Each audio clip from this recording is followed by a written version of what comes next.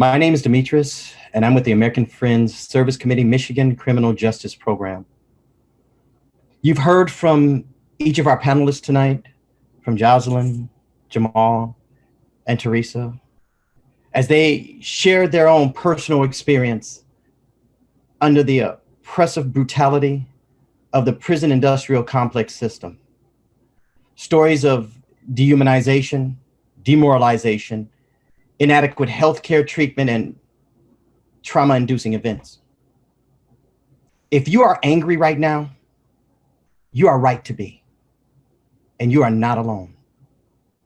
Today, the number of COVID-19 positive cases behind prison walls have soared to 249,883 cases.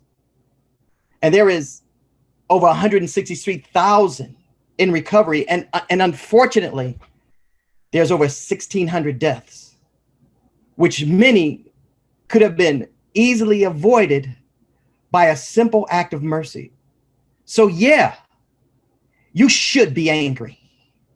I'm reminded of a passage of scripture that says, "Be angry and sin not. Let not the sun go down upon thy wrath," which is interpreted as having anger focused productively. We have to ask ourselves, how can I turn this anger into true conviction? How can I utilize the tools accessible to me to make my voice heard? How can I make a difference? How can I be changed? To be perfectly honest with you, it's actually a simple matter of making oneself present. I heard a poem just yesterday that I think epitomizes this space by Ruth Wilson Gilmore, which says, "Abolition is not absence, it is presence.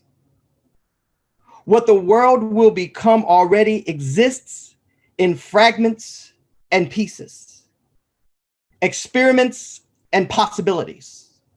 So those that feel in their gut deep anxiety that abolition means to knock it all down and scorch the earth and start something new, let that go. Abolition is building the future from the present in all the ways we can." I can't tell you what your presence represents.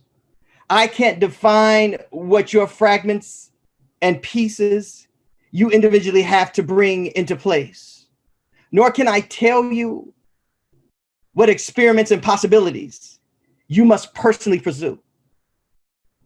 But what I can tell you is that it's about living in your presence.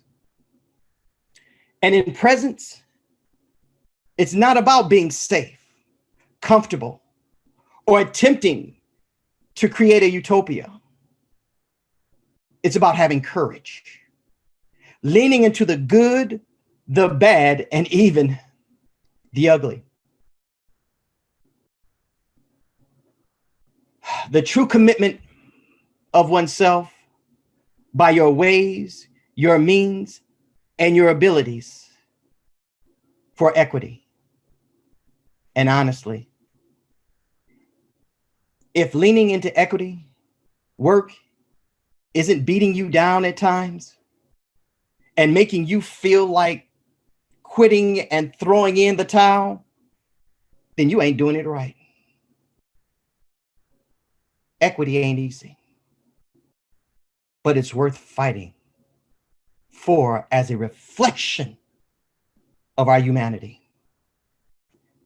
I hope you'll continue to join the movement for Free Them All